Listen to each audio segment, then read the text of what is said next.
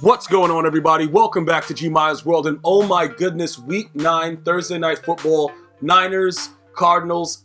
I know, like, saying those names, it's like, okay, those teams usually are not that good, but this year has been absolutely different. Apparently, you guys should have been able to notice that already because the 49ers are 8-0.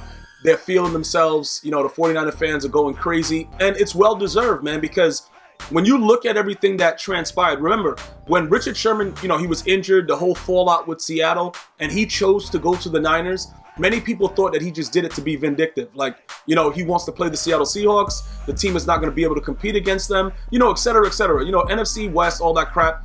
But the way that it's turning out right now, the drafting of Nick Bosa, the way that defense is playing, Garoppolo, 4 touchdowns, 317 yards, if they're able to play this aggressive and make these type of plays, and the defense continues to play like that, I hope that everybody understands that the NFC can be a very, very dangerous thing come a couple months from now when it's time to decide who's going to be going, off and on to go play the Patriots.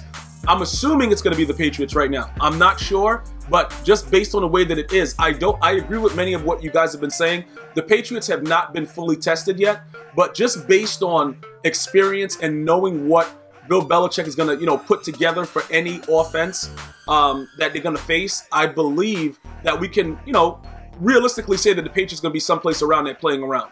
All right, so let's just go ahead and analyze what happened last night.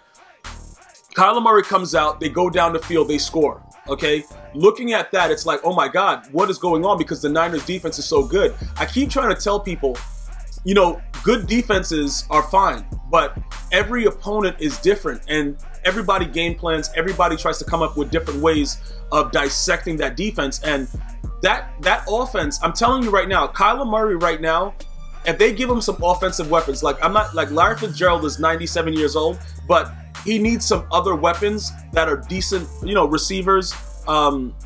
It's gonna, Kenyon Drake being over there, that dude looked like he's like revamped. You know what I'm saying? Like, it looks like he wasn't the same guy that was on the Dolphins, but that's just a change of scenery. Sometimes, that's gonna happen, but I was very impressed about how he looked, but he needs a little bit more offensive weapons. He needs a better offensive line. At least somebody that's gonna block for him. He hiked the ball sometimes. The dudes was already in the backfield, like past the offensive lineman at the snap.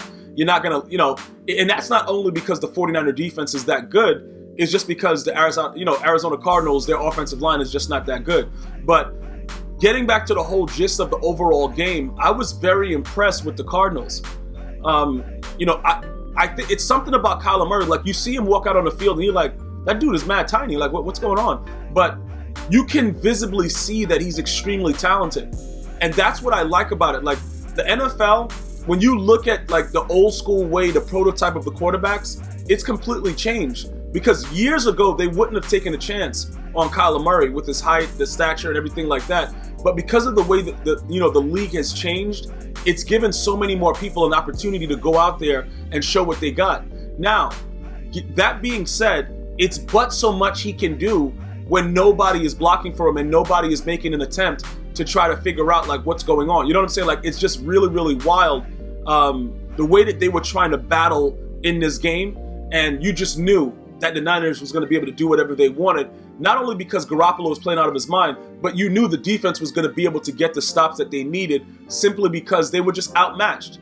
Overall, like the game was very, very exciting. I loved watching it. It was beautiful. And then this guy, Emmanuel Sanders, let me know, you guys that have fantasy teams, right? When he was traded, right? Everybody was like, yeah, the 49ers are a run-based team. Garoppolo doesn't really throw it that much, whatever. Yo, do you see the kind of stuff that this guy was doing? Like, I don't want to get into that because I had a lot of friends that had Emmanuel Sanders on the bench and they were raging. Like, yo, what is going on right now? But that's just the way football is. But anyway, getting back to the overall gist of what the Niners actually were able to accomplish and what they did. They put the league on notice. Because if Garoppolo can even, like I said, when you look at like the Ravens championship with Trent Dilfer in 2000, you look at like these bum quarterbacks that ride a good D, and all they got, well, that sounded kind of weird, ride a good defense, and they're able to, perform and just get like one touchdown. These quarterbacks that are average because the defense is so well. Garoppolo, he just showed that he's not just an average quarterback when he doesn't want to be. And Bill Belichick did them a solid by sending him over there. The issue is what's going to happen when it's really, nip tuck and it's time to make a play? What's going to happen? That's what the interesting thing is going to be. When you have a defense like the Niners and you know the capability, most teams just continue to, you just ride the coattails of that defense. So that's all people are really game planning for. How are we going to be able to score on that defense? They're not really worried about your offense. Now, after seeing that, it's like, okay, if this dude decides to come out and do this, what do we do about that? Because they have talent. That George Kittle right now, once Gronk left the league, remember Gronk dominated this league at the tight end position for years. No, I don't care, you're a Patriot fan, not a Patriot fan. Gronk dominated the league. Obviously, he turned into like a skinny dude now. Like he read the Stephen King book Thinner, and I don't know what's going on. I know the man was on something. I don't know, but he's mad skinny right now. But that's not what this is about. George Kittle right now, in my opinion, that is just my opinion. Just watching him when he caught the what was it? He was running like a little shallow cross, caught it, stiff arm like two dudes, went for 6. The speed and the rack receiving after catch with that guy, he's probably the best tight end in the league right now. And I'm not saying that lightly because I like, other tight ends are, whatever. Like you got, Travis Kelce, you got Greg Olsen, when he's doing whatever, but he's kind of old. Look, it is what it is. I think George Kittle right now is the future of what the tight end position is because that dude catches the ball and he's right upfield. All right, he's a very, very dangerous thing. With that kind of situation, Emmanuel Sanders, if he's able to do anything, okay, if he's able to take some of the pressure or some of the attention off of Kittle, because remember, at the tight end position, he's going to get linebackers for the most part, maybe a safety. If they start matching him up with corners, that's going to open it up for the other receivers. The issue is they don't really have a dynamic receiving core, but their run game is stout. They run the ball very, very well. And Kittle is a monster. And then the other tight end is pretty good as well. Like it's starting to become something where they can set it up to be a very, very dominant football team. Okay, now the 8-0, I'm not really worried about that because it is what it is. You know what I'm saying? You went out there, you have a great start. Almost pretty much halfway through their record. They got the bye week or whatever coming up soon. But this is really, really huge because many people, you guys are talking about the Eagles, you're talking about the Cowboys, like the big names that everybody talk about. And nobody's really still accepting the fact that these guys are playing out of their mind. Now, the Seattle Seahawks is in the same division, so we got to see how that works out. But at this point, defensively, I think they're better than Seattle. So if they're able to contain Russell Wilson, which will be difficult, Russell Wilson's a stud, and he's playing like an MVP right now. I think, realistically, that the person that the NFC team that goes to the Super Bowl is coming out of the NFC West.